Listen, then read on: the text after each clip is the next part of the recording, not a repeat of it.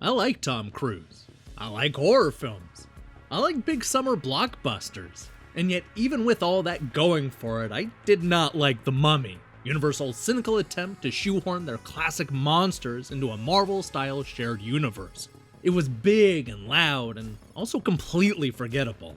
But no matter how bad the movie was, I'm glad it exists. Why?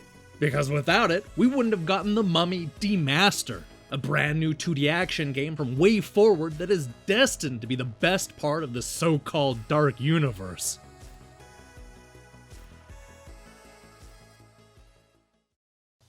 Let me dispel one thing right up front. You don't need to have seen the recent Tom Cruise movie to enjoy The Mummy Demastered. In fact, it's probably better you just skip that turd entirely and stick with this much better run-and-gun action game.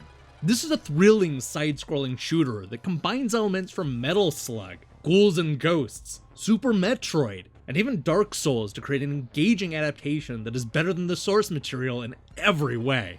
Instead of following Jerry Maguire as he globetrots around the world, we play an elite agent of the monster-hunting Prodigium organization. Now when the evil Princess Ominate starts raising the dead, it's our job to swoop in and contain the situation. Unfortunately, our nameless agent is a little too late, and most of his squad has been torn apart by supernatural forces. It's up to this lone surviving agent to explore the surroundings, collect all the upgrades, and fight off an army of insects, skeletons, plague-ridden vermin, and yes, mummies.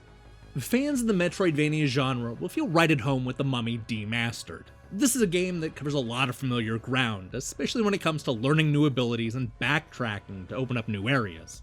Let's be honest, this is a formula we've all seen dozens of times before, so I went in expecting that it would be one of those that hits all the familiar beats. It does, for the most part, hit a lot of those beats, but I was impressed that it also goes out of its way to subvert a lot of my expectations. The upgrades and abilities are a good example of this. Usually with this type of game, you can almost set your clock to when you'll get the double jump, but there's no double jump here. About the closest thing we get to the typical Metroidvania ability is a helpful dash move that can be performed in the air. For the most part, all the abilities make sense to this one agent. We'll be able to hang off the ceiling, learn a running jump, dive underwater, and roll to avoid undead enemies. There's more of an emphasis on high-powered weapons than flashy abilities. The Mummy Demastered is as much a run-and-gun shooter as it is a side-scrolling adventure game. We're treated to a nice variety of cool-looking weapons, as well as a few different types of grenades. I like that these guns aren't used to open up doors and unearth hidden areas. They're allowed to simply look cool and be destructive. There was never a point where chopping down mummies with a plasma beam stopped being fun.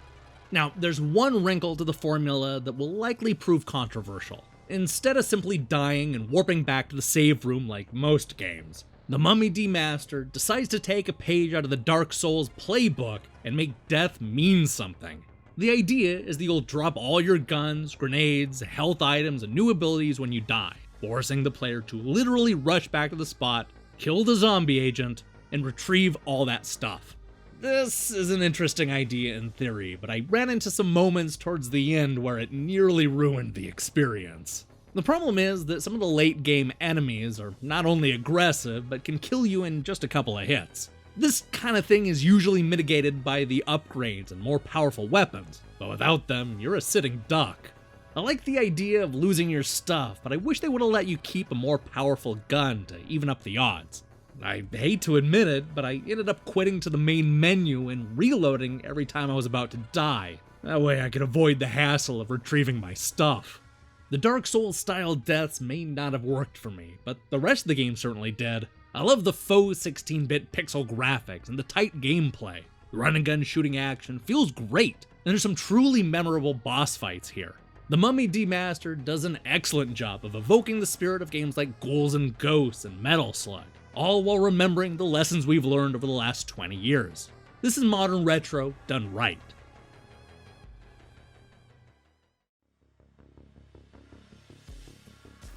By taking the action back to the 16-bit era, WayForward has improved on The Mummy in pretty much every way. This is a great looking run and gun shooter with a cool horror theme and a large map to explore. I like the unique abilities, the emphasis on the high-powered weapons. The game stumbles a bit when it tries to introduce elements from Dark Souls, but that's the price you pay for an otherwise thrilling action experience. The Mummy Demastered single-handedly justifies the existence of that terrible Tom Cruise movie, and that's hard to do.